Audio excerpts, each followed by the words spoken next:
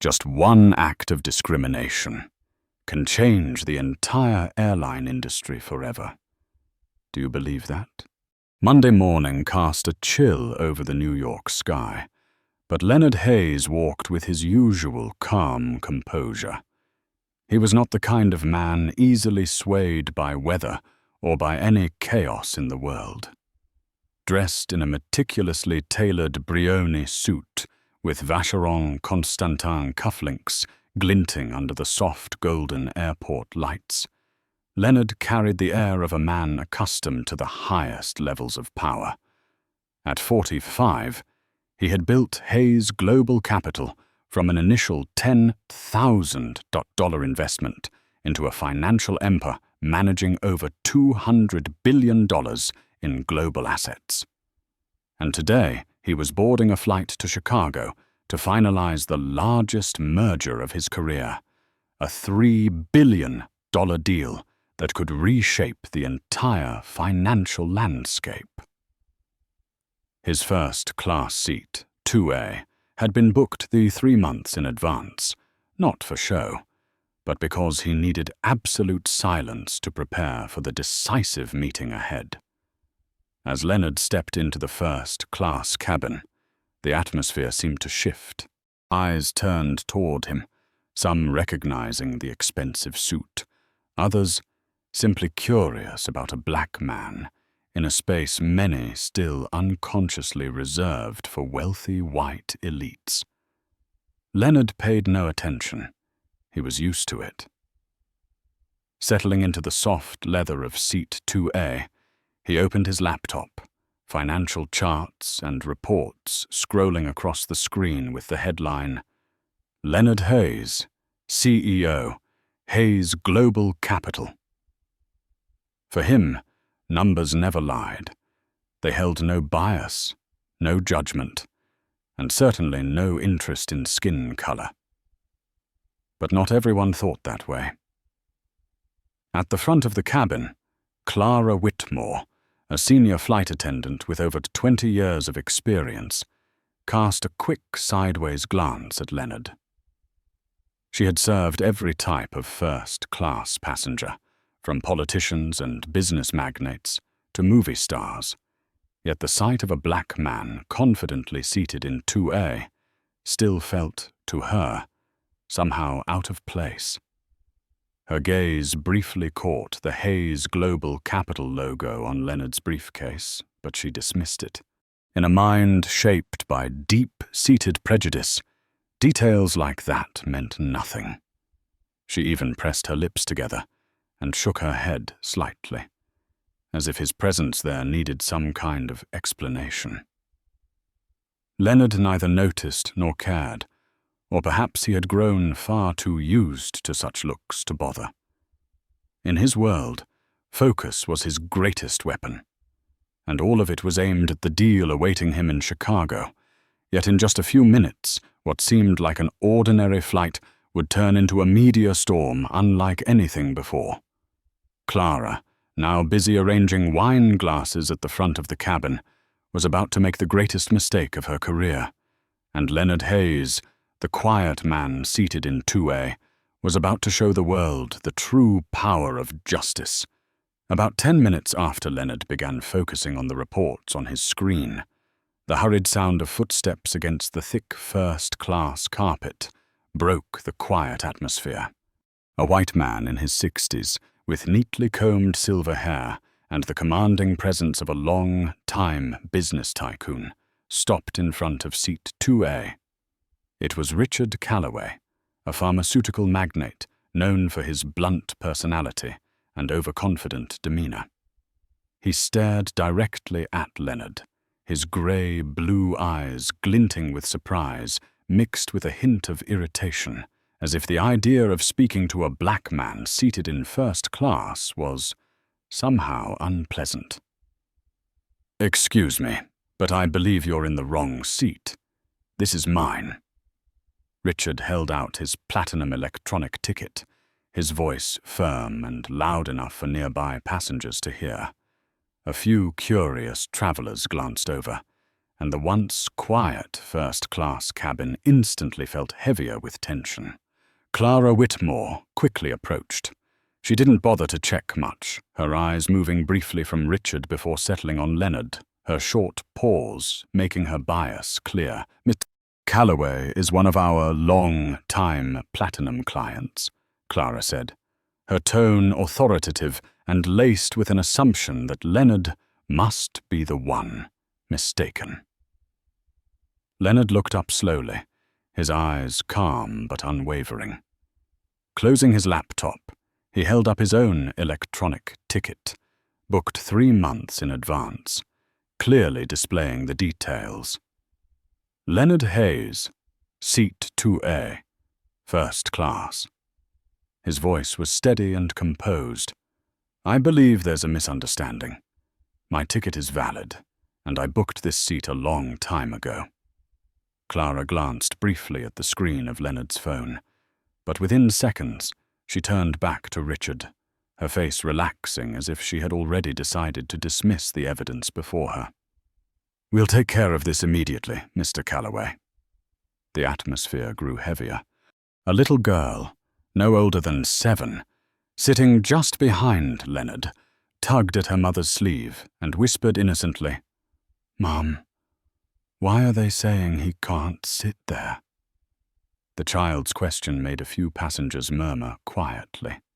A young woman, likely an influencer, quickly turned on her phone's camera, her eyes burning with a mix of indignation and excitement, sensing she was about to capture something worth watching.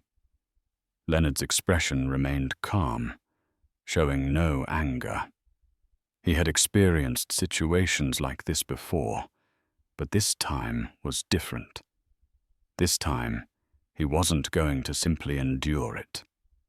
He knew he was sitting in the middle of a stage, with the entire world as the audience, and he was about to turn this seemingly small dispute into the most valuable lesson anyone here would ever witness. Clara stood upright, holding the passenger manifest, her voice so cold that it made nearby passengers turn their heads. "Mr. Hayes, to ensure the flight operates smoothly, I need you to move to the economy cabin. We will sort this out after takeoff." Her words carried the weight of an order rather than a request. Richard Calloway smirked faintly, a touch of arrogance in his smile, then sat down in a nearby seat, entirely certain that victory was his. Leonard remained silent for a long moment, his deep, dark eyes fixed on Clara. It was not an angry stare, but the calm gaze of a man who had understood everything from the very first moment. Slowly, he stood, closing his laptop with deliberate, unhurried movements that radiated authority. "I have already provided valid proof. If there is an issue with my reservation, can you explain it clearly?" His voice was steady, warm, yet sharp enough to make a few passengers nod quietly in agreement. Clara avoided his gaze, her voice lowering slightly but still firm. "We will review it later, sir. For now, you need to cooperate." With a dismissive turn, she looked at Calloway. "Mr. Calloway, we will arrange for you immediately." The first-class cabin seemed frozen for a few seconds. Some people deliberately looked away to avoid Leonard's eyes, but many others watched him closely, curious about his every move. A young woman in row 3, her face clearly showing disapproval, discreetly raised her phone higher to record the entire scene. On her screen, a live stream caption appeared instantly. "Black CEO removed from first-class seat. Where is justice?" Leonard walked slowly down the narrow aisle, carrying his dark brown leather briefcase. Every step he took felt like an invisible blade slicing through the already tense air. A few sympathetic eyes followed him, and an older black couple seated in the economy section shook their heads, their gaze filled with both empathy and the weary familiarity of people who had endured such treatment before. When Leonard reached seat 23F, he calmly sat between two large men, the cramped space forcing his knees close to the seat in front of him. Clara's voice came over the intercom. "We sincerely apologize for the inconvenience. Passenger in seat 23F, please settle in." Her words echoed through the cabin, deliberately emphasizing Leonard's demotion, turning him into the subject of curious stares. Leonard did not react. He simply reopened his laptop, the blue light reflecting off his composed face. But behind that calm silence, a storm was beginning to form. Clara, Richard, or anyone else on that flight had no idea they had just made the biggest mistake of their lives, because they had pushed Leonard Hayes to act. Seat 23F was cramped and suffocating, but Leonard Hayes sat there as if nothing had happened. The blue light from his laptop reflected on his calm face, his eyes seemingly focused on the financial charts flashing across the screen. But in truth, his mind was no longer on the $3 billion deal. At that moment, something far more important was being decided, a decision that could change the entire airline industry. The phone in his hand buzzed, and the name of his trusted assistant, Alice Moore, appeared on the screen. Leonard answered, his voice so composed that the passenger next to him instinctively turned to look. "Alice, cancel all meetings in Chicago. I have something more urgent to handle right now." There was a brief hesitation on the other end, Alice's voice tense with concern. "Mr. Hayes, this deal cannot be delayed. The partners—" Leonard cut her off, his tone firm, every word slicing through the air like a blade. "Alice, I said cancel. And one more thing. I want all available data on this airline within 2 hours. Government contracts, complaint reports, every discrimination lawsuit ever filed. Send it to me as soon as possible." He paused for a few seconds, his eyes still on his laptop screen, as if reviewing critical reports. But in reality, he had already switched to a document where he was jotting down every demand in detail. "And another thing," Leonard continued, his voice dropping to a low, warning tone. "Get me Ethan Blake, the best civil rights attorney in the country. I want him drafting a class action lawsuit starting now." Alice said nothing more, only replied crisply, "Yes, sir. Understood." Leonard glanced around the cabin. An elderly black woman sat a few rows ahead, her silver hair neatly tied back. She turned slightly, looking at Leonard with a warm gaze, whispering softly enough for only him to hear. "Son, they don't know who you are. But you'll make them remember, won't you?" Leonard gave a faint smile, a small nod that was all she needed to understand. At the same time, a young woman live-streaming from the upper rows nearly gasped as her viewer count skyrocketed by the second, her screen flooded with angry comments. "Unbelievable! This is blatant discrimination. This airline is going to pay for this." The hashtag #justice. For Leonard began trending rapidly, climbing toward the top in just minutes. Leonard closed his laptop and leaned back in his seat, his eyes glinting with determination. Clara Whitmore might still be casually serving wine in first class, and Richard Calloway might still be sipping champagne with smug satisfaction, but neither of them knew that the greatest storm of their lives had already begun, and it was being unleashed by the quiet man sitting in seat 23F. It took less than an hour after the plane took off for the story of Leonard Hayes to escape the confines of the cabin and explode across social media. The short live stream from the young woman, capturing the moment Clara Whitmore ordered Leonard to leave his first-class seat, spread at lightning speed. Comments filled with outrage and condemnation flooded in. This is unacceptable. What century are we living in to still see this kind of discrimination? This man deserves far more respect than this. The hashtag Justice for Leonard officially climbed to the #1 trending spot within 2 hours, accompanied by millions of shares and comments. In the cabin, Leonard sat quietly in the seat 23F, his eyes fixed on his phone screen. But the live statistics flashing before him made the corner of his lips lift into a faint smile. 42,000 live viewers in just an hour. Over 300,000 shares across platforms, and several major influencers were beginning to weigh in.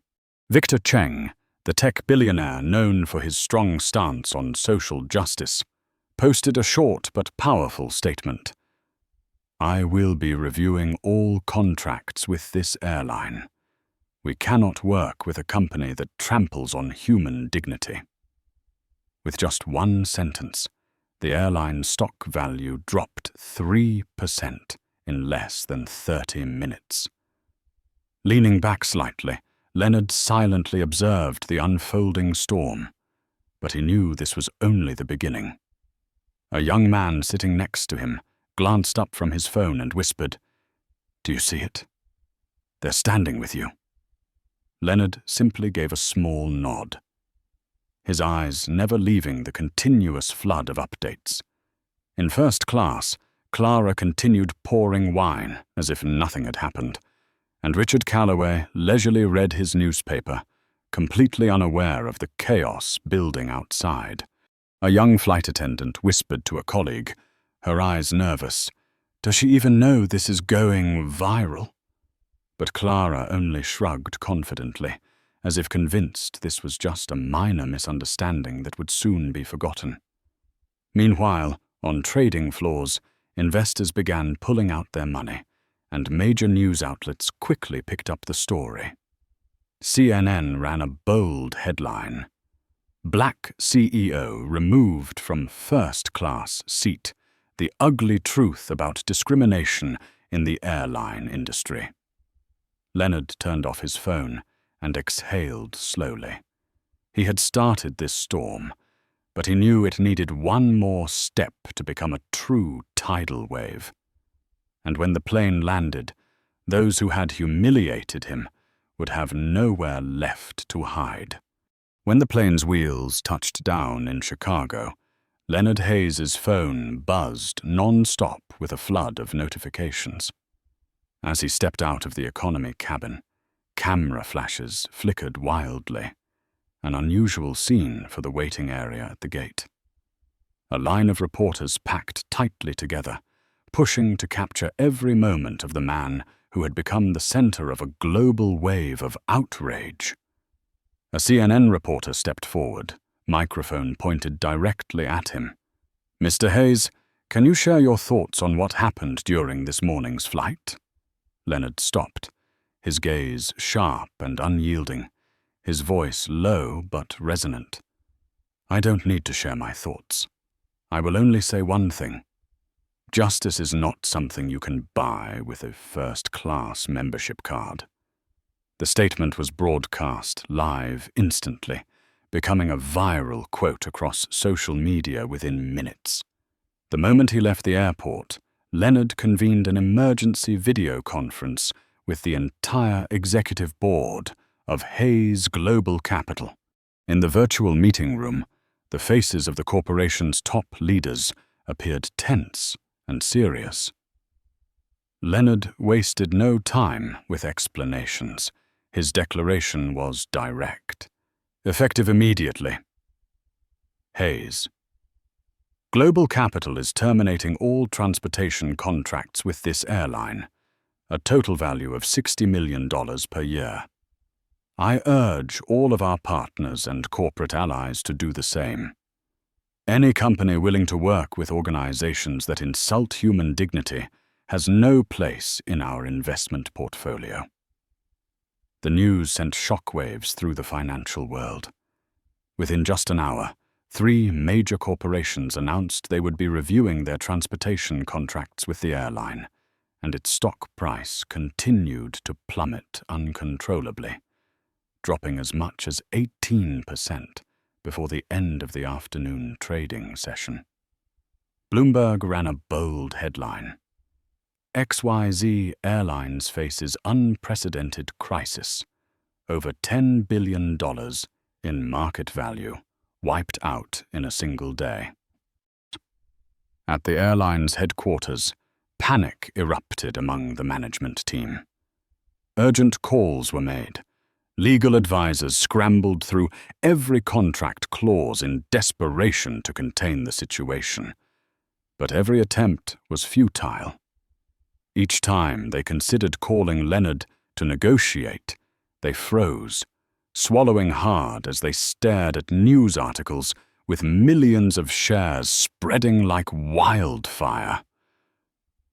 Leonard, however, showed no sense of hurry. Sitting in a luxurious hotel suite in Chicago, he took a slow sip of coffee. His calm eyes fixed on the television, replaying his brief press conference. He knew he was not just defending his personal dignity. He was sending a message to the world. When justice is trampled, money can become the most powerful weapon of all. 2 days later, on the top floor of a sleek glass tower in New York, the headquarters of Hayes Global Capital, a historic meeting was taking place. Inside a conference room, with glass walls overlooking the entire city, Leonard Hayes sat at the head of the table, leaning back in a leather chair, his hands calmly clasped together. Across from him sat Martin Anderson, the CEO of the airline, now spiraling in crisis, accompanied by his team of lawyers and senior executives. They entered with tense faces, some still trying to maintain a semblance of composure, but their eyes betrayed unmistakable fear. Martin spoke first, his voice tinged with exhaustion and a desperate attempt to salvage the situation. "Mr. Hayes, we deeply regret what happened. It was an unfortunate misunderstanding. We hope we can find a way to reach a settlement before things go too far." Leonard raised his eyes to meet his gaze calm but cold as ice. "A settlement?" Leonard repeated, his deep voice echoing through the room. "You think this is just a minor misunderstanding that can be patched up with an apology?" Martin swallowed nervously. "We are willing to offer reasonable compensation and commit to improving our service procedures." Leonard cut him off, his words sharp as a blade. "You still don't understand. This isn't just a service issue. This is discrimination. And you won't get away with it by making a few regretful statements to the press." Leonard slowly placed a thick document on the table, flipping it open to the first page, his voice steady, but filled with authority. "I have 3 demands, and they are not up for negotiation. First, you will establish a $600 million compensation fund for all passengers who have faced discrimination in the past 10 years. Second, your entire senior management team involved in service operations will be replaced within 3 months. Third, at least 45% of new hires must come from minority communities, and every employee will undergo mandatory equality training." The room fell into complete silence. Martin's face flushed red, his hands clenched tightly, and one of the lawyers whispered, "Mr. Hayes, these demands will destroy our company." Leonard tilted his head slightly, a faint smile crossing his face without the slightest trace of mercy. "No, they will save you. Because if you don't comply, your company won't exist long enough to destroy anything." For a few tense seconds, Martin Anderson looked around the table and saw his colleagues with their heads lowered, none daring to speak up. He exhaled heavily, his voice hoarse. "We accept." Leonard gave a slight nod, as if it were the only logical outcome. He rose from his seat, ending the meeting with a single statement that resonated through the entire room. "You should be grateful, because today I'm giving you a chance to make things right. Next time, there won't be any chance at all."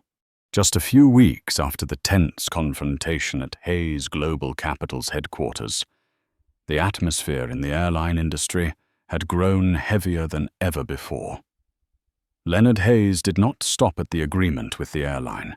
He wanted complete reform, and to achieve that, he needed one decisive strike. Working alongside Ethan Blake, the nation's top civil rights attorney, Leonard filed the largest class action lawsuit in U.S. aviation history.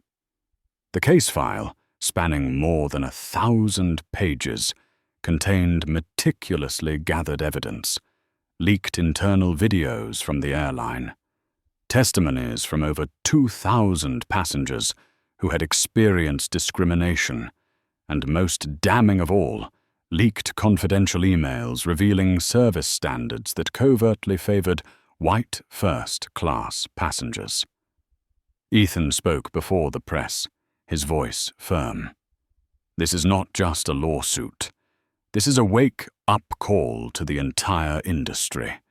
Discrimination has no place in this era." The news spread like wildfire. Dozens of major television networks ran shocking headlines. $5 billion class action against airlines, an unprecedented earthquake. The airline's stock plummeted an additional 25% in just 3 days, and major shareholders began applying pressure, demanding answers from the company's leadership. Meanwhile, the FBI and the Department of Justice officially launched investigations. One morning, live broadcasts showed special investigation teams walking into the airline's headquarters carrying search warrants. Confidential documents were seized, internal data was analyzed, and layer after layer of corruption and prejudice was exposed to the public. But the most shocking moment came from Clara Whitmore, the head flight attendant who had started it all. The video of her being handcuffed by police at her home was broadcast live on television. Clara's stunned expression, as she was escorted into a police car, became the symbol of the collapse of a service system riddled with bias. Thousands of comments flooded social media. "The price of arrogance. Justice has finally arrived." Leonard did not appear before the media during those days. He spent his time quietly monitoring the developments from his private office. On the massive screen in front of him, news updates rolled in constantly. Interviews with passengers recounting their bitter experiences filled the broadcasts. Leonard did not smile triumphantly. There was only a determined look in his eyes. He knew this was not the end. This was just the first step in dismantling a system that had thrived on injustice for decades. 3 months after the historic lawsuit, what Leonard Hayes had accomplished went far beyond a personal battle. He was not seeking an apology or financial compensation. He wanted to change the way the entire airline industry operated at its core. To achieve that, Leonard established the Hayes Dignity in Travel Fund, a $1 billion initiative personally financed from his own fortune. The goal of the fund was not to provide temporary relief, but to redefine service standards across the industry. At the same time, he introduced the Hayes Equality Index, a transparent scoring system designed to evaluate equality in airline services. The index included strict criteria, such as the percentage of minority representation in management positions, responsiveness to discrimination complaints, and the effectiveness of mandatory training programs. Airlines failing to meet the Hayes Equality Index standards would be publicly named across major media platforms, resulting in the loss of key partners and a looming threat of stock market collapse. The results came faster than expected. Within a year, discrimination complaints in the U.S. airline industry dropped by 80%. Airlines across the country rolled out new employee training programs, and many companies voluntarily adopted the Hayes Equality Index in an effort to regain customer trust. The European Union and several Asian countries announced they would adopt the index as a mandatory standard for international carriers. CNN hailed Leonard as the man who changed the way the world flies. But for Leonard, it was never just about numbers. At a press conference, standing before hundreds of reporters, his voice was calm, yet resolute as he said, "I didn't do this for myself. I did it for those who have been silenced for years. I did it so that one day, when a black child sits in a first-class seat, no one will ever ask if they belong there." The room erupted in thunderous applause, and his words were shared millions of times across social media. That evening, Leonard returned to his private office. The sunset streamed through the large glass windows, casting a golden glow across his face, calm yet radiating unshakable determination. He knew that changing an entire industry was only the beginning.